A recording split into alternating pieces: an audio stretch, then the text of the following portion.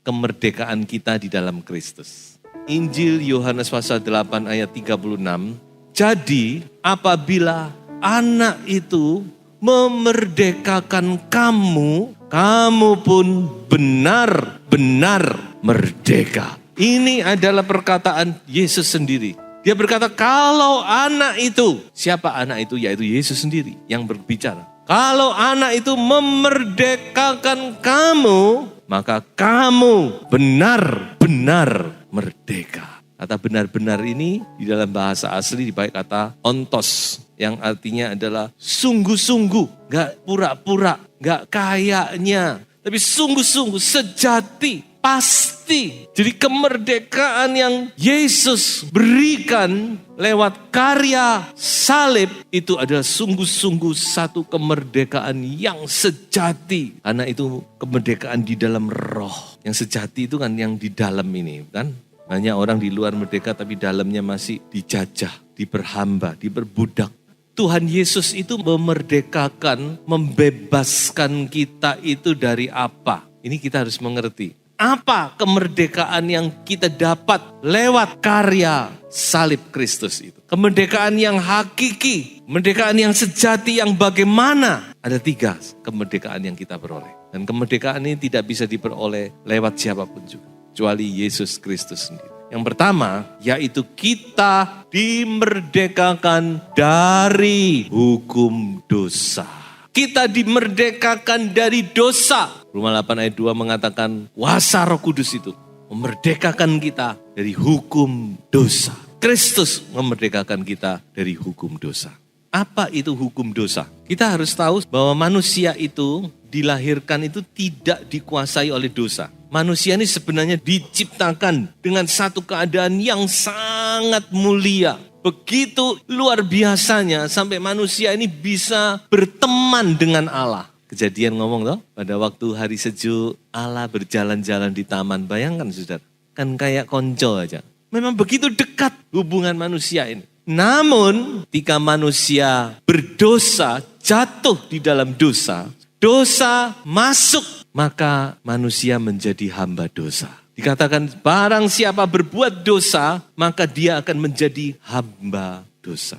Nah, sejak itu maka manusia ini dikuasai oleh yang namanya hukum dosa. Tidak bisa lepas semua manusia, karena kita lahir dari bapak ibu satu Adam dan Hawa. Maka semua manusia yang lahir, dia sudah otomatis dikuasai oleh hukum dosa ini. Dan itu jelas sekali dikatakan oleh Rasul Paulus. Rasul Paulus berkata, aku tidak mampu menguasai diriku. Pengen sih berbuat baik itu pengen. Aku tahu apa yang baik. Tapi aku melihat ada satu hukum yang menguasai diriku. Menguasai anggota tubuhku. Menguasai keberadaanku ini. Sehingga yang baik yang ingin kulakukan, malah tidak kulakukan. Tetapi yang jahat yang aku tidak pengen lakukan, itu yang kulakukan. Ini karena dia punya hati nurani. Hati nuraninya masih jalan ini. Tapi orang yang sudah tidak jalan, malah dia nggak tahu kalau yang dia perbuat itu jahat. Ya bukan? Ketika masih punya hati nurani, dia masih tahu loh ini tidak benar. Tapi kenapa kok aku perbuat? Nah itu hukum dosa.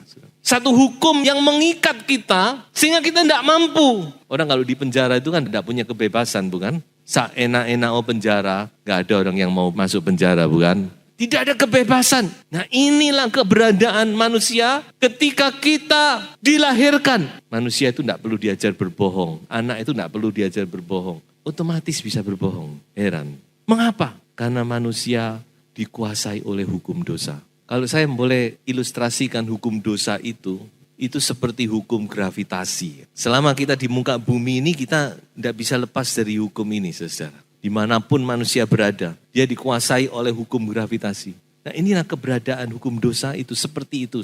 yang menguasai setiap manusia. Dan hukum gravitasi itu menarik kita ke bawah. Memang hukum gravitasi itu tentu adalah karunia juga dari Tuhan. Kalau hukum gravitasi. Tapi saya bicara tentang hukum dosa. Jadi sifatnya dia menarik. Hukum dosa itu juga menarik kita ke bumi, ke bawah, kepada neraka. Kita tidak bisa lepas dari hukum ini. Semua manusia tidak ada yang bisa melepaskan diri dari hukum dosa. Tetapi puji syukur kepada Tuhan Yesus Kristus. Karena salib Kristus membebaskan kita. Salib membebaskan saudara dan saya dari hukum ini. Sehingga kita tidak perlu lagi dikuasai. Kita sudah dibebaskan oleh Tuhan. Paulus berkata, kalau dulu kamu dikuasai oleh dosa, sehingga anggota tubuhmu menjadi hamba dosa. Tapi sekarang kamu menjadi hamba-hamba kebenaran. Tidak ada yang bisa membebaskan kita dari hukum ini kecuali salib Yesus Kristus. Jadi kita yang percaya kepada salib Kristus, maka kita sudah bebas. Dan wujudnya adalah baptisan air. Makanya baptisan air itu penting. Baptisan air dengan percaya itu harusnya satu paket. Percaya, dibaptis. Percaya, dibaptis. Tidak perlu tunggu sekian tahun. Ini adalah satu paket. Karena lewat baptisan air itu kita dimasukkan ke dalam pengalaman salib ini. Sehingga dikatakan yang lama sudah berlalu, yang lama sudah mati, yang baru terbit. Jadi hidup lama yang sudah dikuasai oleh hukum dosa itu mati. Waktu kita dibaptis, dikubur di situ. Dan kita sekarang bangkit dengan hidup yang baru. Kita mulai berjalan untuk menjadi hamba Tuhan, menjadi hamba kebenaran. Jadi ini adalah kebenaran-kebenaran yang sangat luar biasa. Oleh sebab itu, saudara-saudara, mari kita yang sudah mengerti, kita percaya sungguh-sungguh dan jangan mau diperhamba lagi oleh dosa. Saudara masih ada yang masih diperhamba, saya yakin mungkin banyak. Yang tidak bisa melepaskan diri dari ini, tidak bisa melepaskan diri dari itu. Itu tidak seharusnya. Kalau saudara sungguh-sungguh percaya, dibaptis, itu bagian hidup yang lama yang sudah mati. Hidup yang baru ini adalah hidup di dalam kebenaran, di dalam kebebasan anak-anak Tuhan. Makanya jangan mau. Coba bangsa Indonesia itu tidak melawan. Waktu 17 Agustus memproklamasikan diri sebagai bangsa merdeka, kan tidak begitu saja bukan? Nggak lama kemudian Belanda masuk gonceng kepada sekutu, masuk Indonesia. Makanya kita punya sejarah negara bangsa Indonesia ini luar biasa. Kalau saya pikir-pikir ini alkitabiah sejarah kita ini. Ya toh? Ketika bangsa Belanda masuk, apa tujuannya? Mau menjajah lagi. Dia nggak ngakui kemerdekaan kita. Dia mau menjajah lagi. Tapi bangsa Indonesia ngomong apa? No, kami sudah merdeka. Daripada kami dijajah lagi, lebih baik kami mati. Wah, luar biasa ini semboyan ini, saudara. Itulah yang membangkitkan semangat arek-arek Surabaya. Semangat seluruh bangsa Indonesia untuk melawan. Kelas pertama, kelas kedua, dan banyak lagi. Karena apa? Karena kita nggak mau diperhamba lagi. Kita semua ini sudah dimerdekakan oleh Kristus. Jangan mau lagi diperhamba oleh dosa. Haleluya. Mari kita benar-benar berdiri teguh sebagai orang-orang yang merdeka. Oleh pertolongan roh Tuhan Yesus Kristus. Kita dimerdekakan dari hukum Taurat atau dari kutuk Taurat. Bicara tentang Taurat, memang tidak bisa lepas dari perjalanan bangsa Israel. Bagaimana bangsa Israel itu menerima Taurat. Kita tahu bahwasanya bangsa Israel mendapat hukum Taurat itu dari Musa yang dipakai oleh Tuhan. Jadi setelah Abraham, kemudian kurang lebih lewat 400 tahun lah, masuk kepada zaman Musa, dan Tuhan memberikan hukum Taurat kepada bangsa Israel. Mengapa kok Tuhan memberi hukum Taurat? Karena ya sekarang keturunan Abraham sudah jadi satu bangsa, mereka harus diatur. Kalau dulu cuma 70 orang waktu mengungsi masuk ke Mesir, oke lah enggak usah repot-repot. Tapi sekarang udah jadi mungkin lebih dari 2 juta jiwa, menjadi satu bangsa. Maka Allah memberikan namanya Taurat, mengatur mereka. Yang terkenal tentunya adalah 10 perintah Allah bukan dalam Taurat itu. Jadi Taurat itu apa? Taurat itu sebenarnya adalah memang peraturan Allah. Hukumnya Allah sendiri, bukan hukum manusia, itu benar-benar wahyu dari Allah. Diberikan lewat Musa. Jadi yang namanya wahyu, hukum Allah tentu baik. Semuanya untuk kebaikan. Tetapi kembali lagi kepada poin pertama tadi, manusia yang masih dikuasai oleh dosa ini, dia tidak bisa melakukan tuntutan Taurat. Jadi Taurat itu baik, tapi yang melakukan ini tidak mampu. Sehingga akibatnya bukan berkat. Karena Taurat itu intinya gini, cuma dua saja. Kalau kamu melakukan diberkati, itu Taurat. Kalau kamu melakukan diberkati, kalau kamu tidak melakukan, kamu dikutuk. Intinya cuma itu, Taurat. Kalau kamu bisa melakukan, ya kamu diberkati, itu Taurat. Tapi kalau kamu tidak bisa melakukan, kamu dikutuk, kena kutuknya Taurat. Nah, karena mereka tidak mampu untuk memenuhi Taurat, maka bukan berkat yang mereka terima, tetapi kutuk. Makanya kutuk Taurat dikatakan. Roma berkata, peraturan yang baik ini tidak mendatangkan kebaikan, malah menjadi kutuk. Karena mereka tidak mampu. Lalu apa sekarang hubungannya dengan kita? Itu kan bangsa Israel. Lalu kita ini apa? Nah, saudara, walaupun kita bukan bangsa Israel secara daging, tapi prinsip ini tetap berlaku karena Taurat itu ditulis di dalam hati kita. Coba saya bacakan saja. Roma pasal 2 ayat 14 dan ayat 15. Apabila bangsa-bangsa lain yang tidak memiliki hukum Taurat oleh dorongan diri sendiri melakukan apa yang dituntut hukum Taurat, maka walaupun mereka tidak memiliki hukum Taurat, mereka menjadi hukum Taurat bagi diri mereka sendiri. Sebab dengan itu mereka menunjukkan bahwa isi hukum Taurat ada tertulis di dalam hati mereka dan suara hati mereka atau hati nurani mereka turut bersaksi dan pikiran mereka saling menuduh atau saling membela. Jadi saudara-saudara, walaupun kita ini tidak ada hubungannya dengan bangsa Israel jasmani, tapi prinsip Taurat itu Tuhan tulis di dalam hati kita. Makanya 10 hukum Taurat itu sebenarnya berlaku global, kecuali cuma beberapa seperti Sabat dan sebagainya ya. Mungkin Sabat ya, itu yang khusus bagi mereka. Tapi yang lainnya itu semua untuk manusia semua. Jangan mencuri, jangan membunuh, jangan berdusta, jangan mengingini milik sesamamu dan sebagainya. Hormati air, itu kan konsep umum. Karena apa? Manusia itu punya Taurat. Nah ini saudara-saudara yang menghantui kita. Karena kita tidak bisa melakukan apa yang dituntut. Yang baik itu tidak menjadi baik dalam kita, malah membuat kita tertuduh. Seringkali hati kita tertuduh bukan? Dan sebagainya. Nah bagaimana kita dibebaskan dari Taurat ini? Yaitu melalui salib. 1500 tahun kemudian sesudah Taurat, maka salib Kristus dinyatakan. Lewat salib itu, maka Allah membatalkan semua tuntutan Taurat dan kita kembali kepada berkat-berkat Abraham. Jadi janji Allah kepada Abraham ini janji berkat. Cuma karena mereka enggak bisa memenuhi, yang mereka terima bukan berkat malah kutuk. Tetapi kita sekali lagi bersyukur kepada Tuhan.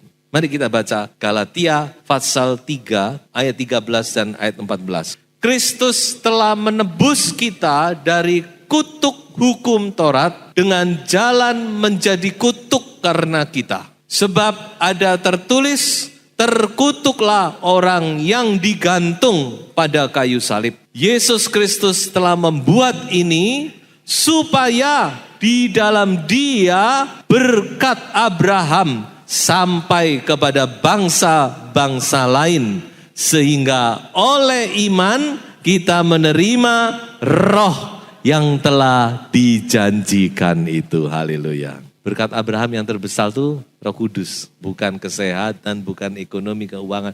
Itu termasuk. Tapi yang terbesar itu Roh Kudus. Makanya tekanan di ayat ini bicara tentang Roh Kudus. Alami berkat Abraham ini dalam hidup kita. Oleh sebab itu, ayo kita yang sudah dibebaskan dari Taurat jangan mau lagi diperhamba. Jadi sangat penting kita mengerti kebebasan kita. Kalau sudah membaca di dalam Kolose pasal 2 ayat 18 sampai 23, di situ sudah melihat berbagai peraturan-peraturan yang seolah-olah membuat kita seperti rohani dan sebagainya. Paulus bilang itu tidak perlu lagi, kita ini bebas sudah. Jadi tidak ada kutuk yang mengikat kita lagi.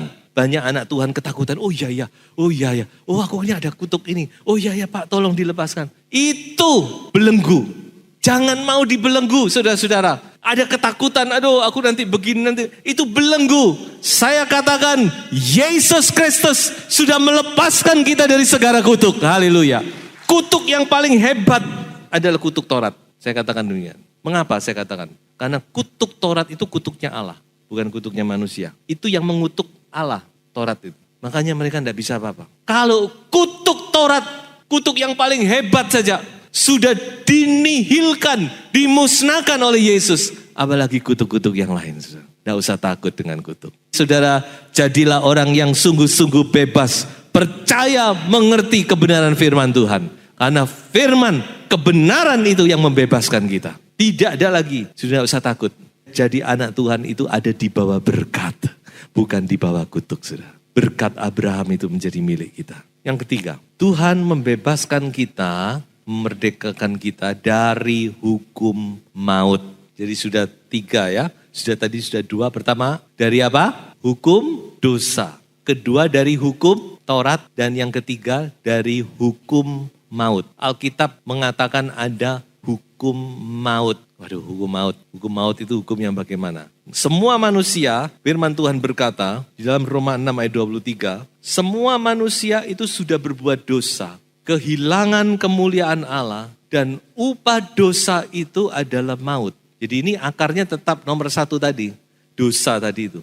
Tidak ada orang yang bisa melepaskan dari hukum maut karena semua orang berdosa. Dikatakan di dalam Roma 5 ayat 12-14 dikatakan bahwa dosa itu masuk oleh satu orang, tapi maut ini menjalar kepada semua orang dan menguasai manusia sejak zaman Adam sampai akhir zaman, sampai Tuhan Yesus datang. Manusia dikuasai. Tentu ini bicara tentang manusia yang di luar Tuhan ya. Jadi maut ini kalau saudara melihat orang yang mati, ini secara umum di luar Tuhan ya, maka dia akan masuk langsung ke alam maut, namanya Hades. Ini belum neraka tapi sudah maut, sudah mengerikan. Lalu untuk apa dia di situ? Untuk menunggu. Menunggu apa? Menunggu kebangkitan.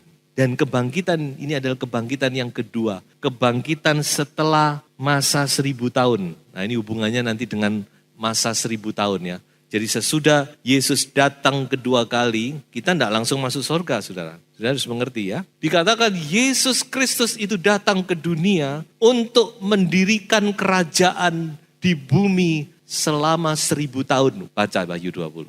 Itulah sebabnya doa Bapa kami itu bukan sekedar doa. Datanglah kerajaanmu di bumi seperti di surga. Doa yang diucapkan oleh orang, oleh semua umat percaya ribuan tahun kan. Mulai Tuhan Yesus mengajar semua. Kita kadang-kadang cuma doa-doa. Itu bukan doa, sekedar doa saudara. Itu akan digenapi nanti. Ketika Yesus datang kedua kali. Kerajaan 1000 tahun damai. Karena iblis dibelenggu, tidak ada dosa.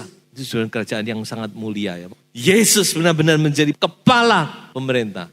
Nah setelah itu baru nanti masuk ke kekekalan. Kebangkitan kedua ini terjadi setelah masa 1000 tahun. Kebangkitan orang-orang yang tidak percaya. Kebangkitan orang-orang yang dikuasai oleh dosa. Maka mereka dibangkitkan untuk dimasukkan kepada neraka kematian yang kekal. Itu hukum maut. Tidak ada orang yang bisa melepaskan. Makanya manusia itu takut mati. Kalau bisa mau hidup terus. Kenapa? Karena terhadap kematian itu mereka tidak punya jaminan keselamatan. Takut bagaimana nanti, kemana nanti aku akan pergi. Tetapi kembali salib melepaskan kita dari hukum maut. Bukan lagi maut yang berkuasa. Firman Tuhan berkata sekarang bagi orang percaya adalah hidup yang berkuasa. Jadi saya perhatikan arah panahnya ke atas. Kalau tadi ke bawah, ini ke atas. Orang meninggal di dalam Kristus, maka dia langsung dibawa ke Firdaus. Ingat penjahat yang disalib di sebelah Yesus. Tuhan Yesus ngomong apa? Hari ini juga engkau akan bersama-sama aku di dalam Firdaus. Firdaus terbuka. Dan masih menunggu kebangkitan yang pertama. Ada kebangkitan pertama sebelum masa 1000 tahun. Kita dibangkitkan dengan tubuh kebangkitan yang masih hidup diubahkan pada saat itu. Juga dengan tubuh kebangkitan, kemudian kita akan menikmati 1000 tahun. Setelah itu baru kita akan masuk ke sorga yang kekal. Langit dan bumi yang baru, Yerusalem yang baru. Luar biasa hidup orang percaya ini, saudara-saudara. Dari awal sudah diberitahu apa akhirnya yang kita akan hadapi, yang kita akan alami. Kalau kita merenungkan hal ini, saudara, tidak ada hal yang bisa membuat saudara duka cita di dunia ini. Apa yang membuat saudara susah di dunia ini? Toko kurang laris? Atau saudara sakit flu? Paulus berkata apa? Penderitaan yang sementara yang sekarang ini kalau dibandingkan dengan kemuliaan yang kekal yang akan kita terima itu enggak ada apa-apanya. Sebab itu kita hidup di dunia ini harus punya semangat, amin. Karena kita adalah orang-orang yang punya pengharapan, saudara. Masalah boleh datang, kesulitan boleh datang, kita hadapi bersama Kristus.